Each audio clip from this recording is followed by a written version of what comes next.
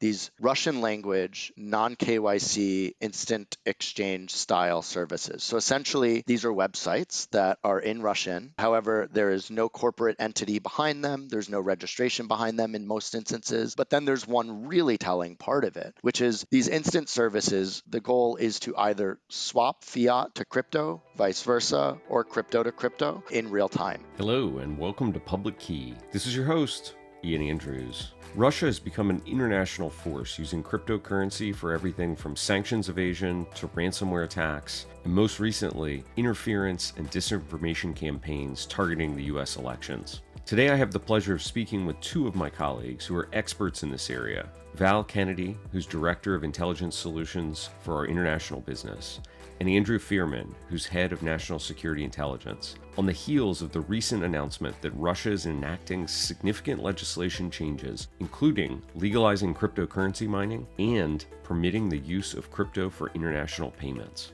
During the conversation, Andrew explains Russia's utilization of sanctioned crypto platforms and traditional banks like Garantex, Sberbank, and instant change services providers, and the rising use of Telegram for illicit activities and communication.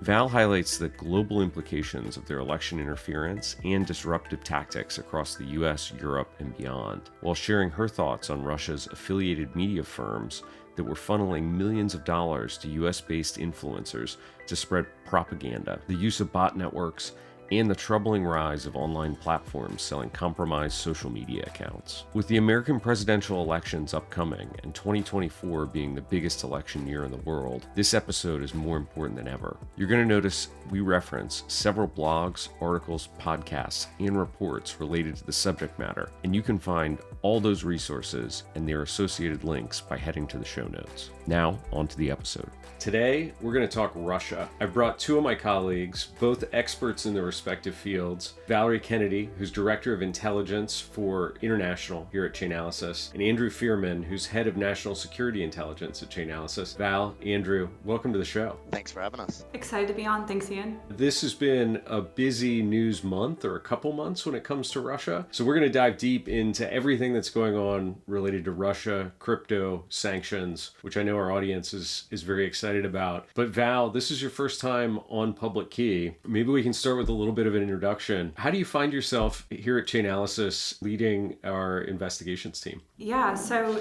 first of all, I'm very excited to be on and can't think of a more exciting topic to get to chat about, as this is sort of what I spend my time at Chainalysis nerding out about. But prior to joining Chainalysis, I actually worked at a cryptocurrency exchange called Bittrex on their compliance side, so have a compliance background. And then prior to that, I was doing a Fulbright at Tel Aviv University, both on the study side, so getting my master's focused in cyber warfare, as well as in research, again, focused in cyber. And then prior to that, a combination of working in UNICEF's emergency field office in Ukraine, as well as various issues surrounding Russia, to include disinformation at the German Marshall Fund. So here at Chainalysis, it's sort of a culmination of all of these things combined. Really excited to really focus specifically on the cryptocurrency angle of all of these subjects. I'm curious, how did you go from cyber warfare generally into cryptocurrency? What drew you into that opportunity at Bittrex? The reality is I was in Tel Aviv looking at jobs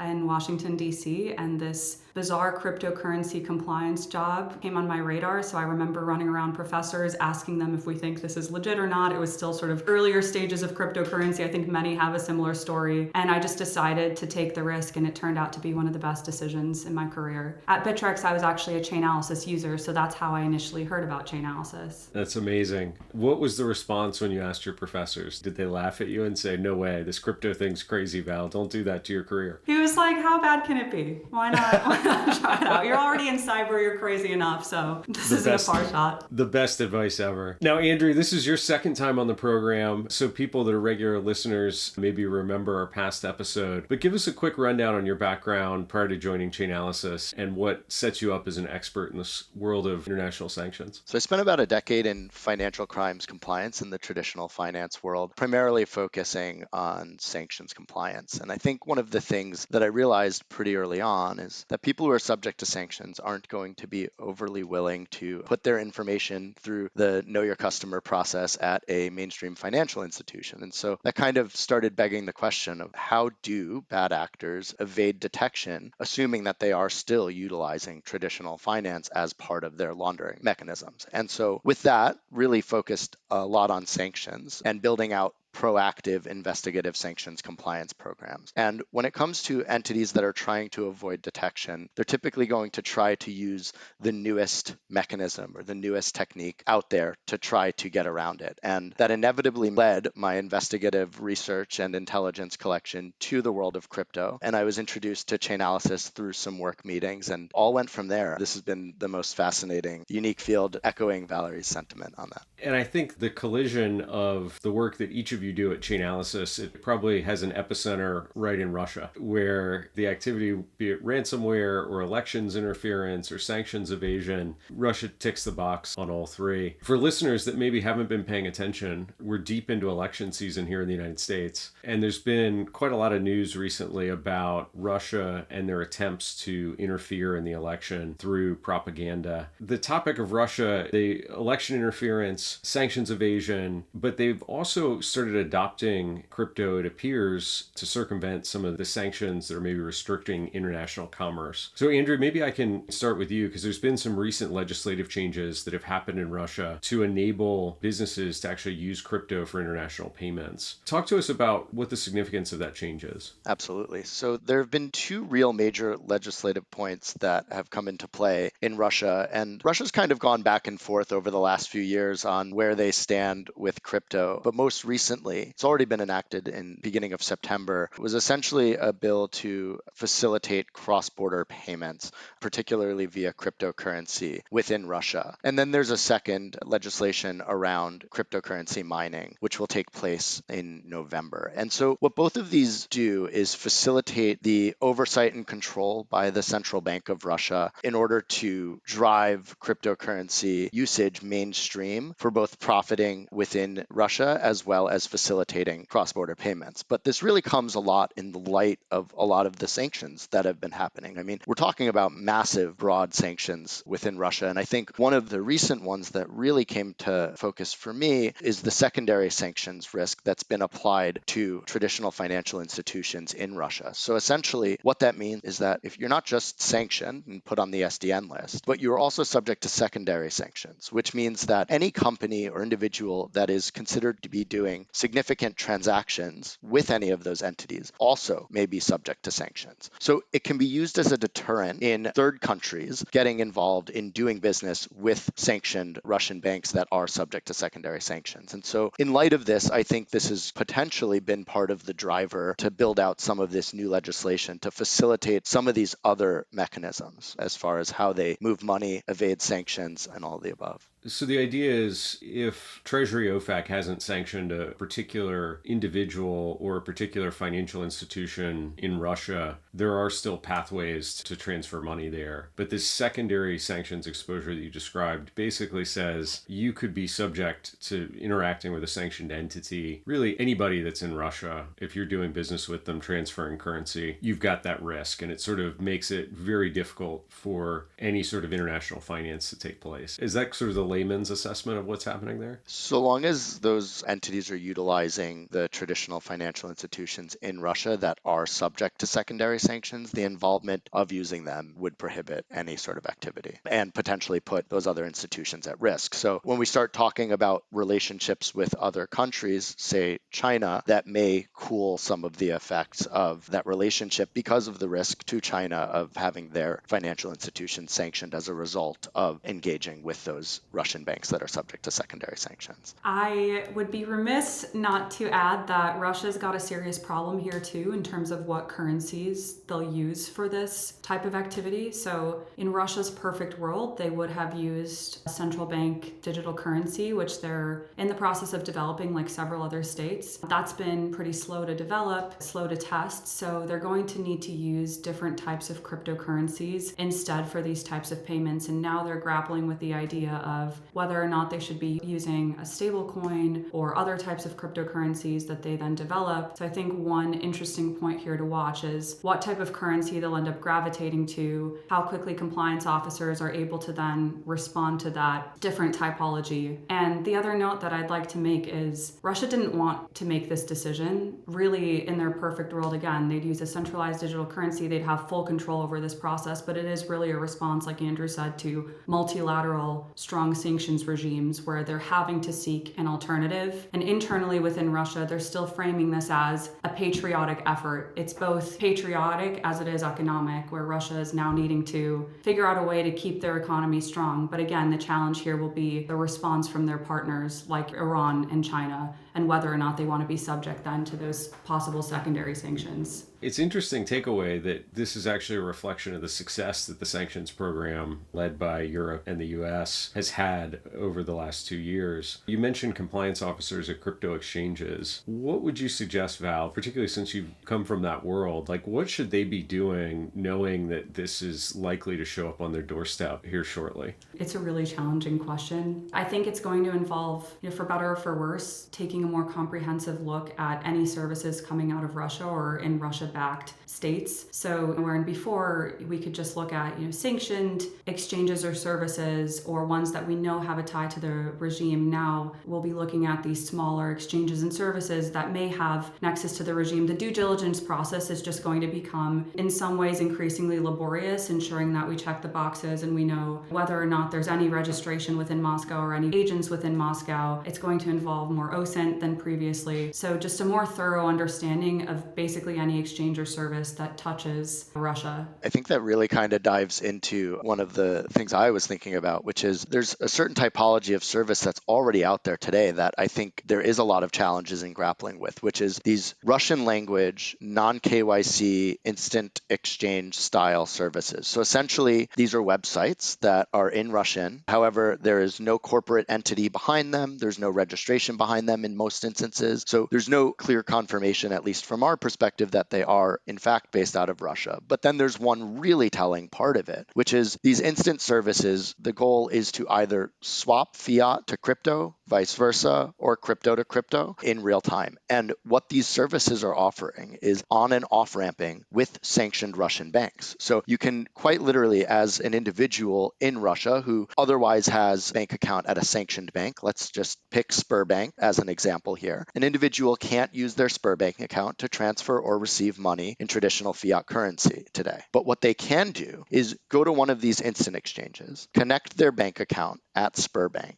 to the instant exchange, put in whatever amount of money they want, and they'll get crypto kicked out to whatever predetermined address that they have. And all you're going to be able to see on chain is that this Russian language, no KYC instant service has swapped funds out of its infrastructure to an unknown wallet. There's no indicator of that off-chain aspect that can be identified. So it's essentially sanctions evasion for individuals or entities that are looking to avoid that concern of flagging Sberbank on your transaction. Andrew, who do we think's operating these? This sounds like a service that maybe even Sberbank themselves would be setting up for their customers. Is there any indication of that? It's a great question. There are a lot of these services that operate out there. Some of them have interesting overlaps with one another. Some of them seem to act independently. They do have a pretty long list of sanctioned Russian banks that they do facilitate for. So Sberbank just being an example, but most instances, there's going to be a list of about a dozen sanctioned Russian banks that you're allowed to on or off ramp your fiat to these services. So it may just be something created by Russian nationals who are looking to help people on and off ramp money internationally, or there could be a more illicit intent. Certainly historically, I think what was interesting is these services facilitated a lot of illicit behavior. And by illicit, I'm talking about illicit on-chain activity, so darknet markets or ransomware facilitation. But I think more recently, we're starting to see that they're being used just to move money for the people because they don't have access to the financial ecosystem as they did before the sanctions occurred. Give us a sense of the scale of the instant exchangers. Like, what's the volume of funds that we're seeing go through them monthly or over the last year? We'll have to come back on that one. That's actually going to be a teaser for the next blog post posts. But I do see Val's nodding as an indicator she might have something to add It's here. too good.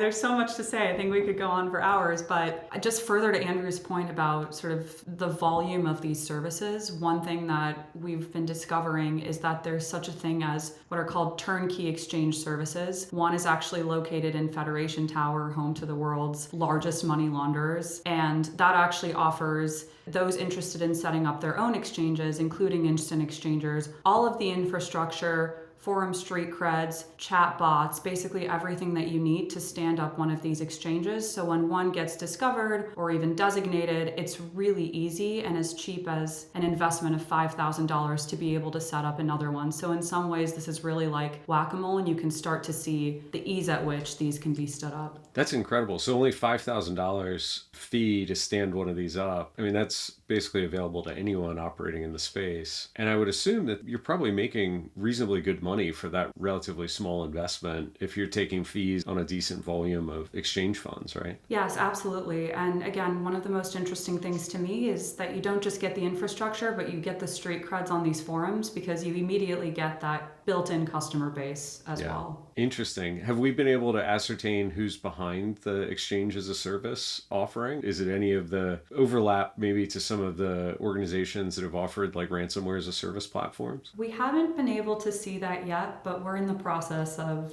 trying to understand those services better. All right. Well, we'll have to keep an eye out that for the future. Maybe shifting gears a little bit. So topic number 2, big news, at least to me, and I'm maybe even a little bit surprised this hasn't been talked more widely in the US media, that Russia had created an organization, I believe it was called Tenant Media, who was bankrolling a number of online political influencers, mostly Americans, to push pro-Russian propaganda. Val, can you explain what was going on here? I mean, this just blows my mind. It feels like something out of a Cold War spy film, but it was happening in real life here in 2024. What's the story behind this one? Yeah, so this is a really big story, and I will say that the disinfo community is really excited to see this come to light because RT has been such a problem for so long. It's been recognized across the EU and the United States, but this is really further highlighting that RT, which is a Russian-backed media company, is not just acting sort of as an agent of disinformation. They're actually recruiting basically agents of disinformation, funneling money into the US system, and in some ways able to subvert US and EU regulation that has otherwise hampered down their ability to operate freely by basically creating clone websites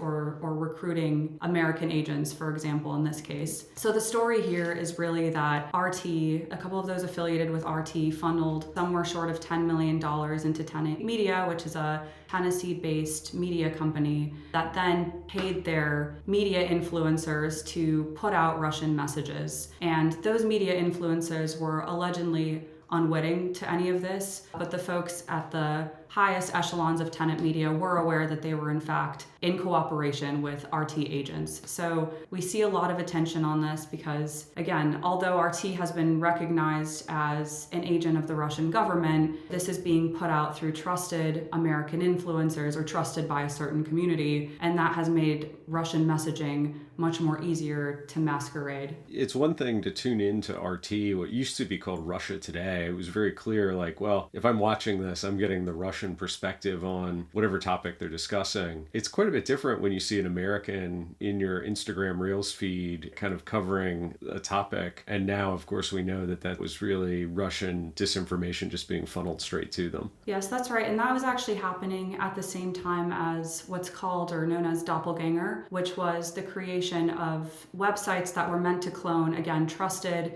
in this case, US websites. A lot of times there was a typo of one letter, and they were also recycling Russian language or specifically RT media. So very similar scenario in which we're going to what we think is a trusted US-based website, and it's just a way to hide or obfuscate RT propaganda. It's incredible. The scale of this operation was quite large too, right? I mean, there were millions of dollars that were funneled into Tenant from RT.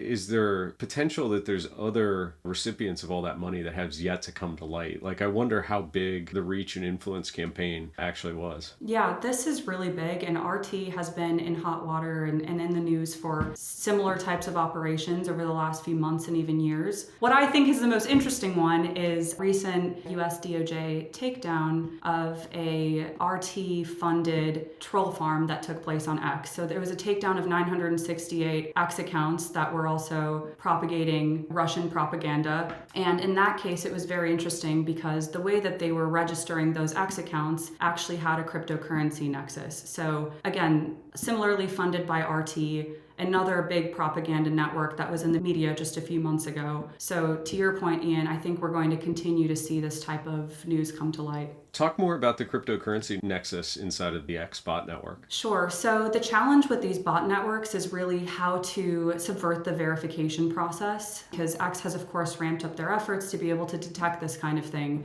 So in the case of this specific bot network, what they did was they registered some domains on Namecheap, which is, again, US-based company, and they used cryptocurrency to actually pay for those 2 domains on Namecheap. Those domains were then used to register email addresses, and those email addresses were able to subvert traditional detection methods. That also included use of AI and other technologies to create believable personas, but the cryptocurrency nexus really was in the purchase of those domains. Yeah, and through the cryptocurrency that was used to purchase the domains, have we been able to discover sort of linkages back to maybe other interesting activities, illicit activity on chain? It's still an ongoing investigation, but what I can say about it is it just further helps us understand the types of typologies that we should be looking for. So the fact that agents of RT were using Namecheap specifically is not surprising, but again, interesting to note because I think we'll continue to see this type of activity from RT and other Russia-backed media outlets. Andrew, bringing you into this one, there were sanctions announced, I think, related to this. What's the efficacy of something like that? Or is this another game of kind of whack-a-mole where as soon as we apply sanctions to one group, apparently behind one of these disinformation campaigns, they just respawn elsewhere under a different brand?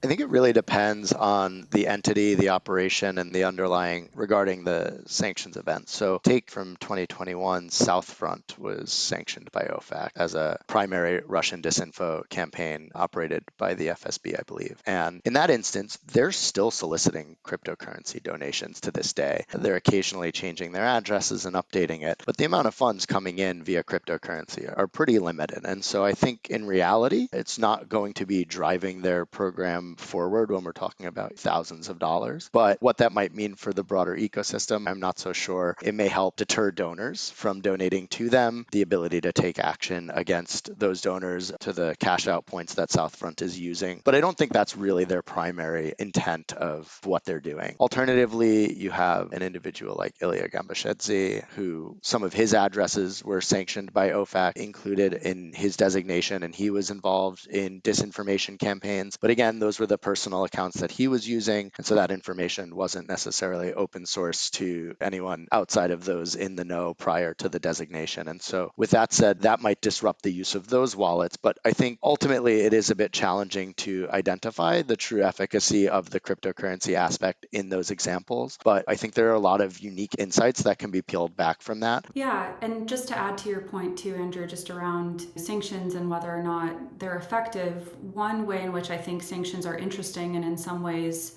a more aggressive shift for USG and their partners goes into the technique of naming and shaming, something that the US government and partners have been talking about for a while, in particular since the 2020 elections, is how much light to shed on these efforts and whether or not that's going to give these actors even more attention than they deserve, whether it should come from the government, whether that's the right voice for this. And I think these designations are not only to stop the funds going into those addresses or to those individuals, but also part of the broader campaign of actually shedding light of this on this activity because they get so much attention. So I do think that it's showing that it's being taken really seriously, and it's really highlighting the techniques that are being utilized, the individuals behind them in a more aggressive way than we've ever seen before. So for that reason, I think it is a more aggressive stance. Yeah, it seems like another case where sanctions, while not perfect, definitely having intended effect and something that we want to see the government continue with. I'm curious maybe outside the US, because obviously the three of us sitting in the United States and in the midst of election season here, it's where a lot of my focus is. But believe that this calendar year, we're going to see more people vote than have ever voted before in the history of the world. So more democratic elections. Is there any sense to Russia's attempts at influence in other countries around the world? Are they doing similar things to what we've discovered here in the US abroad?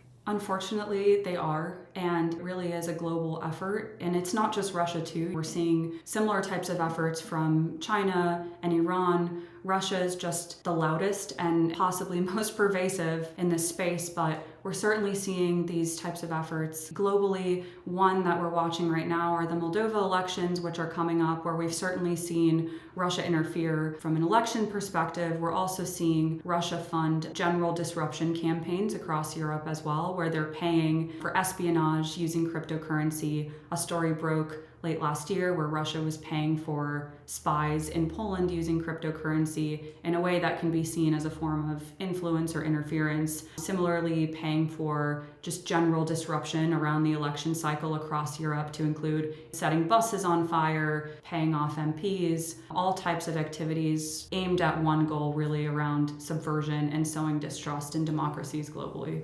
Yeah, it does seem like an overwhelmingly large problem. One of the recent pieces of news related to Telegram, which I think plays an interesting role in both coordination and information dissemination. The CEO was arrested in France and effectively charged with conspiracy and criminal activity related to things that people were using the Telegram app for. I know that we've tracked the use of Telegram, and as far as I understand it, it's used both on the pro-democracy, pro-Ukraine side as well as the pro-Russia side fairly extensively. Do either of you have a take on the role that Telegram plays here, and what should maybe they be doing better or differently going forward to dump out some of this disinformation campaigning? We spoke about this the last time I was on the podcast, and we were talking about Russian militia groups, and an overwhelming portion of them were leveraging either Telegram or vContact as sources to solicit donations. So essentially what we would be seeing is these users with public pages soliciting donations for military goods, whether it be drones or sniper scopes, whatever it may be, on Telegram, and then including cryptocurrency wallets in order to make those donations. We've certainly seen that subside a bit over the last few years, I think probably in part due to a lot of this activity coming to light and being monitored by the ecosystem and the accountability held from that. So I can't necessarily say what Telegram could or couldn't be doing better, but certainly I have noticed that a lot of the activity did initially occur on those platforms.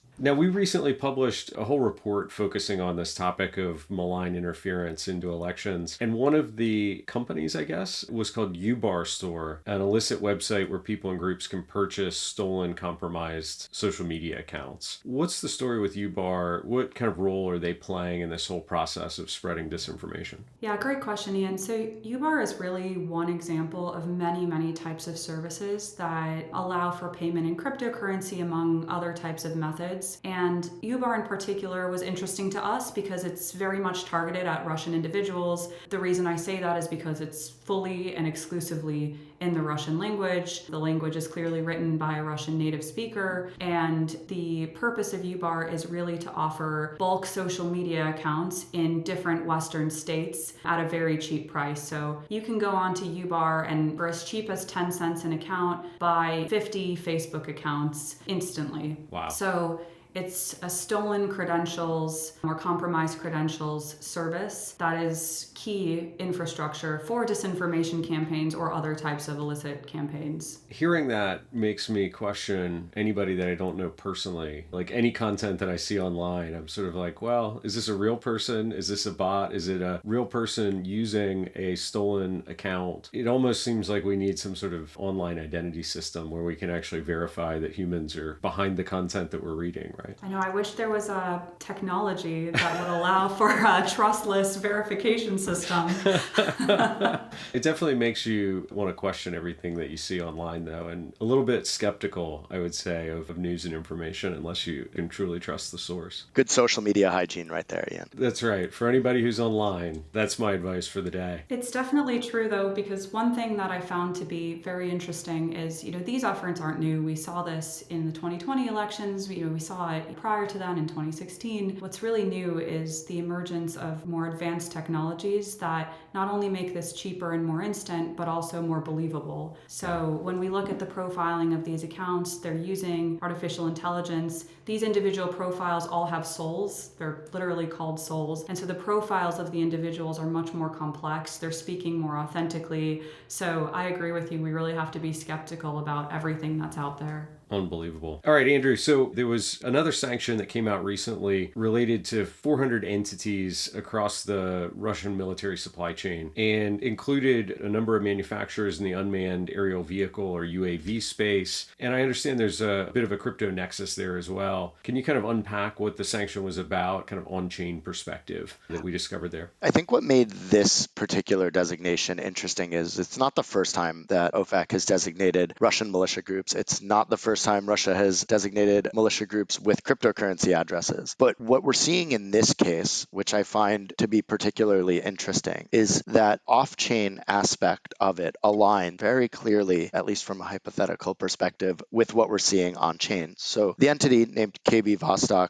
was designated, and they tout that they have these highly effective, relatively low price UAVs called scalpels, and they run about $2,000 per unit. Now, when we go look at the on-chain aspect of this entity, most of the transactions that are coming into this UAV manufacturer are roughly in that $2,000 price point or multiple of that price point. So first we have that indicator that there's a likely chance of people buying drones from them. But then secondly, and more interestingly, is that most of those purchases are from a single wallet. And when we look at that wallet, that's a wallet that's processed over $40 million.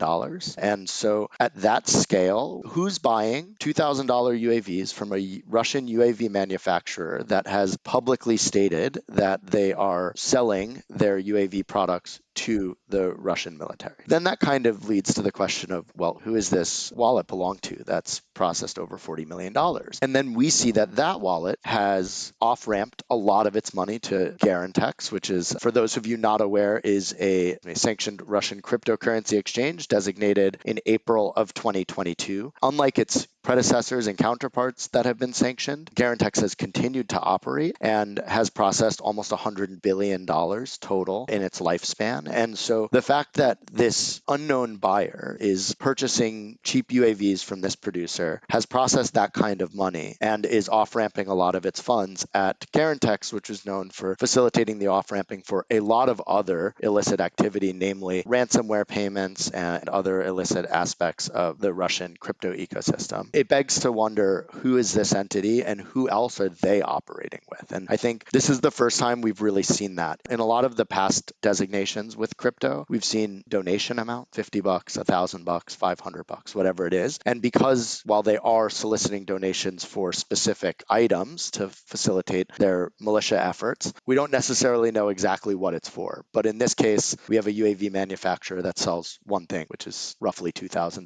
UAVs. So that on-chain aspect really aligns interestingly with what we're seeing off-chain and tells a unique story that might give insights into the Russian government's military activity. And if I'm doing my math right, $40 million at $2,000 a piece, that means they've sold about 20,000 units. That's a pretty substantial supply of UAVs. So this UAV manufacturer has only done about $30,000 or so. It's the entity that is buying those $30,000 worth of UAVs has done a total of $40 million. So it does beg the question of what else that wallet is doing with their money and who else they're buying things from or selling things to. Got it. Thank you for the clarification. I'm curious about Garantex. It was big news when they were sanctioned because of all the illicit activity that was traced directly back to them, as you described. They've continued to operate seemingly, if anything, maybe even with higher volumes, more user activity post-sanctions than pre-sanctions. How do you think this plays out? And sort of secondarily to that, I think we see quite a lot of stable coins being sent through Garantex as well, which is surprising to me given the ability for stable coins to be frozen, that we haven't seen more disruption happening via that channel. I'm curious on your perspective there. So that's a loaded question for sure. But I do think one of the things with Garantex in its continued operation kind of aligns with what we were talking about at the top of the hour with regards to the legislation around cross-border payments. And I think this is one of the questions that's still outstanding and something that we're going to have to see how it actually develops. But if the goal of this legislation is to kind of consolidate control within the Russian government, you have Garantex, an entity that operates from Federation Tower, which is very close ties to the Russian government, and then you are operating at scale on a continued basis post-designation at the volumes that they are. It begs the question of what kind of part they might be taking in this future state of facilitating cross-border payments for the Russian government. So I think that's my thought on question one. Maybe we parse this into two and go to the stablecoin aspect next. But Val, I don't know if you had anything you wanted to add there on Garantex. Yeah, I'll just say, doubling down on Andrew's point, I fully agree with that. And even from what we've seen in mapping out the Garantex's ownership, we've seen historic FSB ties. So it's unsurprising that we've seen them continue to sort of run confidently despite designations and even come out and say that designations don't apply to us and here's how you subvert detection. I agree that they're going to continue to be an important player in this space with the new legislation.